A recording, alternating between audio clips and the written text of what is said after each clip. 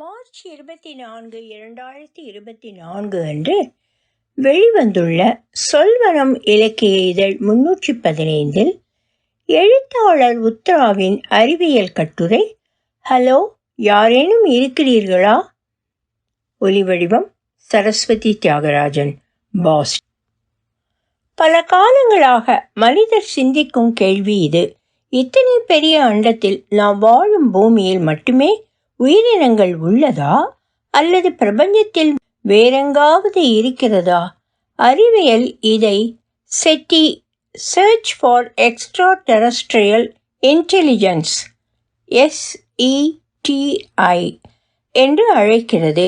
நாம் இதுவரை நம்மை போன்றவர்களையே வேற்று கிரகங்களிலும் தேடுகிறோம், அல்லது சற்று தீவிரமாக சொல்கிறோம், நம்மிலும் மேம்பட்ட அறிவுஜீவிகள் வேற்றுலக வாசிகள் என்று. பறக்கும் தட்டுக்கள், வளிமண்டலத்தை தாண்டி வந்து செல்லும் வான் ஓடங்கள் போன்றவை நம் கற்பனைகளாக இருக்கலாம், அல்லது அந்த யூகத்தை பின்பற்றி நாம் செயற்கை அறிவு மற்றும் ஆழ் இயந்திர கற்றல் மூலமாக அறிய விரும்பும் வேற்றுலக வாசிகள் பற்றிய சிறு புரிதலை தரலாம். பிரபஞ்சத்தில் எங்கேயாவது எப்போதாவது யாராவது தன்னை சந்தித்தால் அவர்களிடம் தெரிவிப்பதற்காகவே மனித குலத்தை பற்றிய பல விவரங்களை ஒரு தங்க தகட்டில் பதித்து ஏந்தி கொண்டு நமது சூரிய குடும்பத்தையே தாண்டி வெளியே செல்லும் நிச்சயமான குறிக்கோளுடன் பயணத்தை துவக்கிய முதல் விண்வெளி பயணி. அதற்கப்புறம் சுமார் 30 வருடங்கள் தொடர்ந்து பறந்து 2012 நமது சூரிய குடும்பத்தை விட்டு வெளியேறி இன்னொரு 12 வருடங்களுக்கு அப்புறம் தன் பயணத்தை தொடர்ந்து கொண்டிருக்கிறது என்ற அற்புதமான வயதான வாயேஜர். சொல்வனம் இதழ் 314, திரு சுந்தர் வேதாந்தம் அவர்களின் கட்டுரை சொல்வது நமது தேடலையே. 7 பகுதிகளாக திரு கோரா அவர்கள் புவிக்கோளின் அடுக்குகளும் ஆய்வு முறைகளும் என்று அருமையாக எழுதியுள்ள கட்டுரைகளில் 2வது சூரியன் சொல்வனம் இதழ் 254 என்ற கருதுகோளை பற்றி கீழ்கண்டவாறு சொல்கிறார். நம் வேதங்களின்படி 16 ஆதித்யர்கள் உள்ளனர். நம் சூரியனுக்கு வெகு காலத்துக்கு முன் தொலைந்து போன ஓர் இரட்டை உண்டு. இரு சூரியன்களும் சிறு வயதில் விண்மீன்களுக்கு இடையே உள்ள பரவெளியை கடந்து செல்லும் சிதைவு கூலங்களை சேகரித்து சூரிய அமைப்பின் எல்லைப்புறத்தில் குவித்து வைத்தன. 2வது சூரியன் பல யுகங்களுக்கு முன்பே நம் சூரியனின் சுற்றுப்பாதையை விட்டு விலகி பரவெளியின் வேறு பகுதிக்கு சென்று விட்டது. விலகிச் செல்வதற்கு முன்பு அது நம் சூரியனுடன் பால் வீதியை சுமார் 1 டஜன் தடவை சுற்றி வந்திருக்க கூடும். தொலைந்து போன 2வது சூரியனின் தாக்கங்கள் சூரியன் கைவசமிருக்கும் வெளி எல்லைப்புறத்தில் வால் விண்மீன்களையும் விண்வெளி பாறைகளையும் உள்ளடக்கிய புதிரான ஊர்ட் முகிலாக பதிவாகி இருக்கலாம். வானிலும் கீழிலுமாக நாம் உயிரிகளை தேடுகிறோம். ஆம், உயிர் என்றால் என்ன? உயிரியம், கரிமம், நீர், சக்தி இவை இருந்தால் உயிர்கள் இருக்குமா? புவிநிலையில் தோன்றியிருக்கும் அதே சூழ்நிலைகளில்தான் புறக்கோள்களிலும் உயிர் இருக்கும் என்பது அறிவியலின் கருத்தா? அங்கிருக்கும் நுண்ணுயிர்கள் தங்களை நம்மை போலவே தகவமைத்து கொள்ளுமா? அதை இன்றைய நம் தொழில்நுட்பத்தின் உதவி கொண்டு அறிய முடியுமா? மிக அதிக வெப்பத்திலும் அமிலத்தன்மை மிகுந்திருக்கும் சூழல்களிலும் உப்பு அதிகமாக இருக்கும் இடங்களிலும் ஆழ்கடலில் வெப்ப நீர் துவாரங்களை சுற்றி வாழும் படைப்புகளையும் தீவிர கதிரியக்கத்திலும் நிலவும் உயிரிகளையும் பார்க்கும்போது உயிர் என்பதின் வரையறை பூமி சார்ந்த ஒன்று மட்டுமல்ல என்பது தெளிவாகிறதல்லவா? உயிரா, உணர்வா, ஏதுமற்றதா? உயிர் உள்ளவைகளையும் உயிரற்றவைகளையும் சரியாக சொல்வதற்கு பொருத்தமான கோட்பாடுகள் இருக்கிறதா? கனிமவியலாளரும் வான் உயிரியலாளருமான ராபர்ட் ஹேசன் மற்றும் அவருடன் பணிபுரிபவர்கள் 134 உயிருள்ளவை மற்றும் உயிரற்றவைகளை கொண்டு ஒரு பரிசோதனையை நடத்தினார்கள். உயிரற்றவைகளில் பெட்ரோலியம், கரிபொருள் நிறைந்த விண்கற்கள், மிக புராதன படிவங்கள், அவர்கள் ஆய்வகத்தில் இருந்த குழவி போன்றவை அடங்கும். அனைத்து பொருட்களையும் ஆவியாக்கி அதன் வேதியியல் குணங்களை ஆராய்ந்தனர். ஒவ்வொரு மாதிரியின் மூலக்கூறுகள் இடையேயும் 5 லட்சம் மாறுபட்ட அம்சங்களை இயந்திர கற்றலின் துணை கொண்டு அட்டவணைப்படுத்தியுள்ளனர். உயிருள்ளவைகளுக்கான தனித்த சிறப்புள்ள இயல்புகள் இருப்பது போலவே உயிரற்றவைகளுக்கும் தனித்த சிறப்புள்ள இயல்புகள் இருப்பதை இந்த வேதியியல் கூறுகள் சொல்கின்றன என அவர் சொல்கிறார். அவர்கள் பயன்படுத்திய 70% மாதிரிகளை கொண்டு அவர்கள் பயன்படுத்திய மென்பொருள் 90% துல்லியத்தில் எந்தெந்த பொருட்களுக்கு உயிர் மூலம் இருந்திருக்கிறது என்று வேதியியல் அலசல்களில் சொல்லி இருக்கிறது. இந்த வேதியியல் பொருட்களை அவர்கள் 7 இன்ச் நீளமுள்ள ஒரு உபகரணத்தில் வைத்து ஆய்வு செய்துள்ளனர். இத்தனை சிறிய கருவியை வியாழன், சனி போன்ற கடல் உலகத்திற்கு எளிதில் அனுப்பி அங்கே உயிரினங்களை தேடலாம். அவை ஒரு காலத்தில் அங்கே வாழ்ந்தவையாக கூட இருக்கலாம். இதன் சிறப்பே இது மூலக்கூறுகளின் உறவை ஆராய்கிறது. DNA அல்லது அமினோ ஆசிட் போன்றவற்றை சார்ந்து இது உயிர்களை தேடுவதில்லை. முதலில் சொன்னது போல் அனைத்து உயிர்கோளங்களும் அப்படி ஒன்று அல்லது பல இருக்குமானால் பூமியின் உயிர்களைப் போலவே இருக்க வேண்டும் என்ற அவசியம் இல்லை அல்லவா? பூமி 2.0 தொலைவில் இருக்கும் உலகத்தை பற்றிய ஊகங்கள் பன்னெடுங்காலமாக இருந்து வருகிறது. 1990 முற்பகுதியில் புறக்கோள்கள் கண்டறியப்பட்டன. 2009 நாசாவின் கெப்லர் தொலைநோக்கி பற்பல புறக்கோள்கள் இருப்பதை காட்டியது. ஆயிரக்கணக்கில் கண்கொத்தி பாம்பாய் விண்மீன்களை பார்த்து பார்த்து அவைகளின் பிரகாச ஒளி குறைவுபடும் இடங்களில் ஏதேனும் கோள்கள் பயணிக்கின்றனவா என்பதை அறிய தந்தது அது. கையளவு எண்ணிக்கையில் நாம் அறிந்திருந்த புறக்கோள்கள் 5500க்கு மேலாக இருப்பதும் தெரிய வந்தது. கெப்லர் நம் பூமியைப் போல, சூரியனைப் போல மற்றொரு நீர் சார்ந்த புவி இருக்கிறதா என்பதை ஆராய அமைக்கப்பட்டது. நம் இரட்டையரை நாம் இன்னமும் காணவில்லை. அப்படி ஒருவர் இருந்தால், ஆனால் 10% முதல் 50%க்குள் நம் சூரியனை போன்ற நட்சத்திரமும் நம் கிரகங்களைப் போன்ற கோள்களும் இருக்கக்கூடும் என்பதே வானியலாளர்களை தலை சுற்ற வைக்கிறது. அண்டவெளியில் கோடானு கோடி சூரியனை போன்ற விண்மீன்கள் உள்ளன.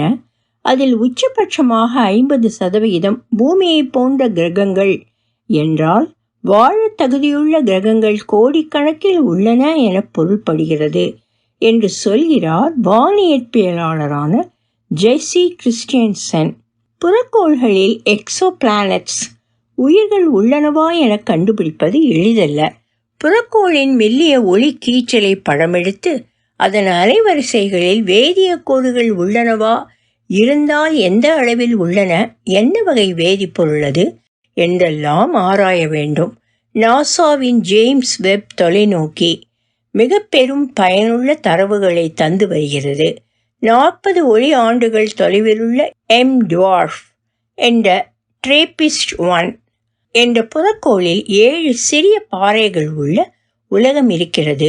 இதில் 4 கிரகங்கள் தங்களின் விண்மீனிடமிருந்து சரியான தொலைவில், அதாவது நீர் இருக்கும் என்பதற்கான ஆதாரம் இருக்கின்றன. இந்த 4இல் அருகிலுள்ள 2 புறக்கோள்களில் வளிமண்டலம் இல்லை. மீதமுள்ள 2இன் நிலை அறிய அறிவியலாளர்கள் ஆர்வமுடன் இருக்கிறார்கள். உயிர் இருக்க இயலாத இடங்களிலும் வளிமண்டலங்கள் உள்ளனவா என்பதை அறிந்து கொள்வதும் உதவிகரமானதே. நம்மை போல் ஒருவனை கண்டுபிடித்தோம் என்றால் அதன் மேற்பரப்பில் உயிருக்கான தகுதியான வேதியியல் எச்சங்கள், தரவுகள் தென்படுகிறதா என ஆராய்தல் முதல் நிலை. ஜேம்ஸ் வெப்பால் இதை செய்ய முடியாது. நிலத்தில் அமைக்கப்பட்டுள்ள 30 மீட்டர் தொலைநோக்கி, மாபெரும் மெகல்லன் தொலைநோக்கி மற்றும் மிக பிரம்மாண்டமான தொலைநோக்கி ஆகியவை 2030 வாக்கில் சிறப்பு தகவல்களை தரும் என எதிர்பார்க்கப்படுகிறது. நாசாவின் வெளிசார்ந்த அமைப்பான வாழ தகுதியுள்ள உலகங்களை கண்டறிதல், ஸ்பேஸ் பேஸ்ட் ஹேபிட்டபிள் வேர்ல்ட்ஸ் ஆப்சர்வேட்டரி என்பது 2030களின் இறுதியில் அல்லது 2040 தொடக்கத்தில் செயல்பாட்டிற்கு வரும் எனவும், சில புதிர்களுக்கான விடைகள் தெளிவாகும் எனவும் நம்பப்படுகிறது. பயன் என்ன? இதிலிருந்து எதை அவர்கள் கண்டுபிடிக்க விழைவார்கள்?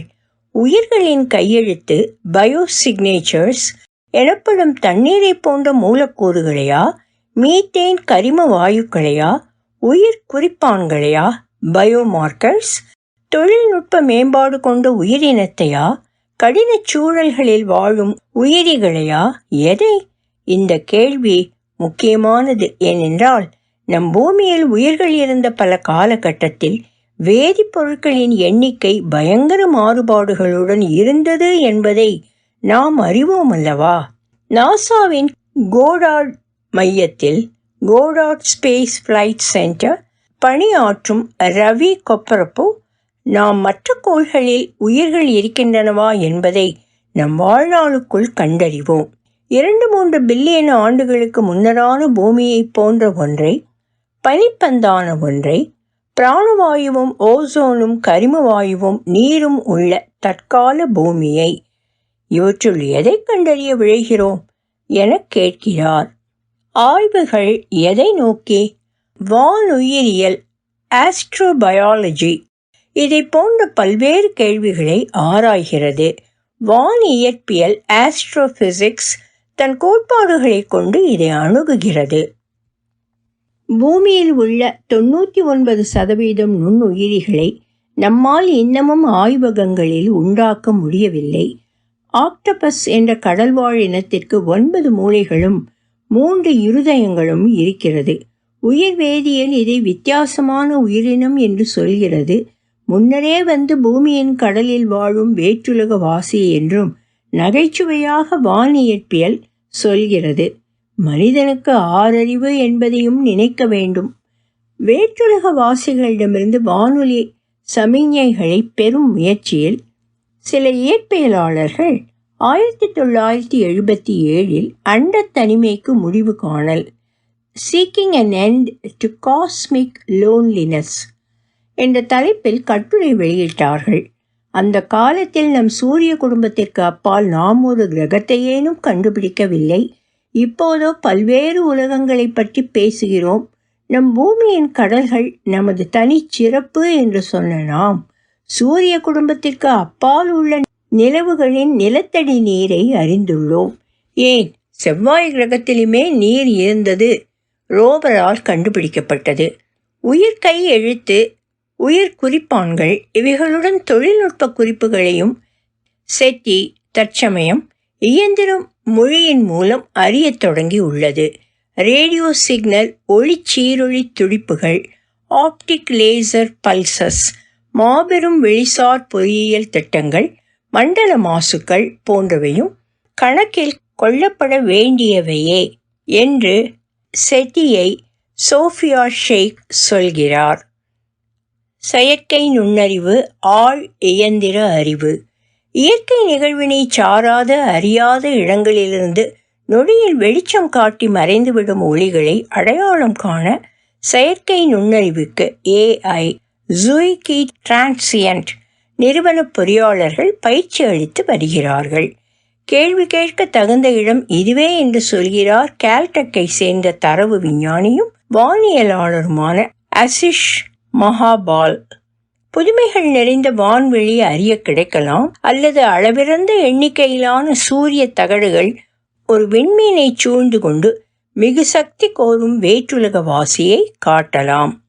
இது தொடர்பாக நாம் ஒரு அட்டவணையை பார்ப்போமா?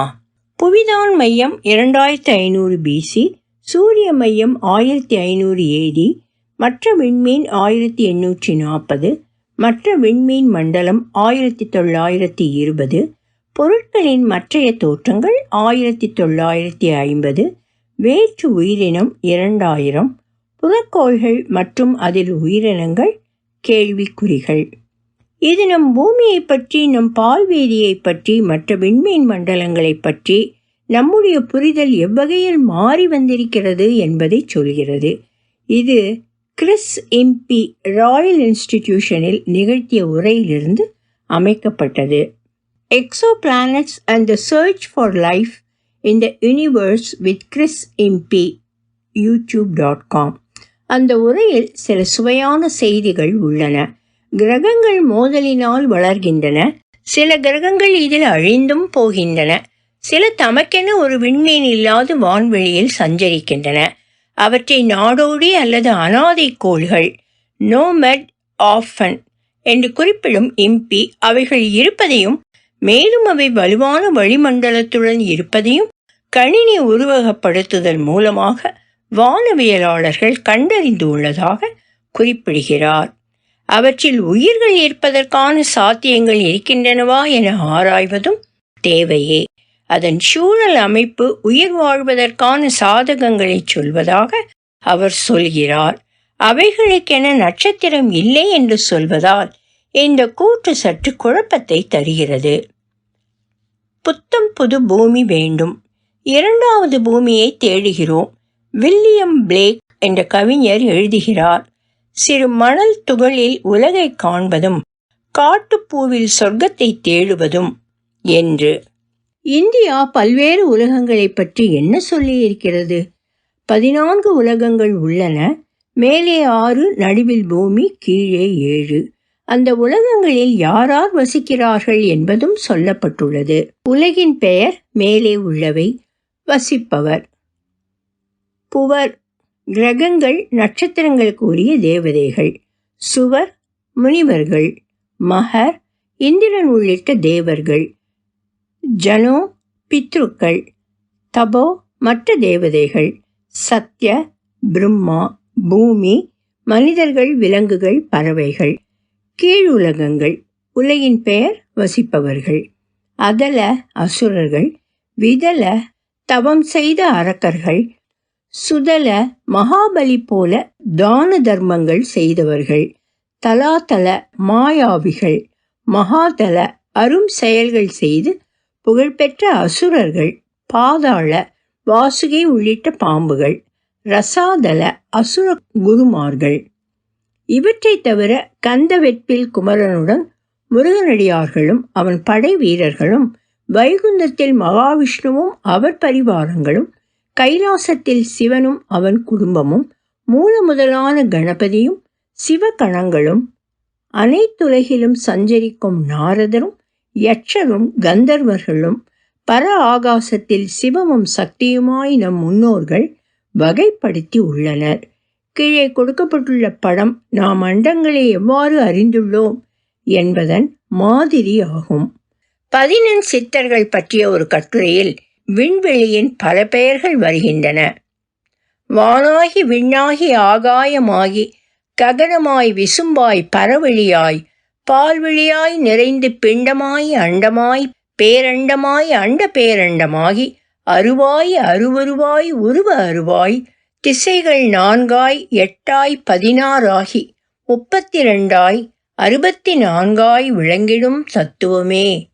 நாம் வாழும் பூமியை நாம் நேசிக்கிறோமா? ஒழுங்காக பாதுகாக்கிறோமா? இயற்கையை சிதைக்காமல் விட்டு வைத்திருக்கிறோமா? அதன் வளங்களை கொள்ளையிடாமல் தக்க பயனிற்கு மட்டும் எடுத்துக்கொள்கிறோமா எனவும் சிந்திப்போம். பூமி 2.0 என்பது நல்ல ஒரு தேடல்தான். அத்துடன் சுய பரிசீலனையும் தேவையே. ஆதாரங்கள். ஒலிவடிவம்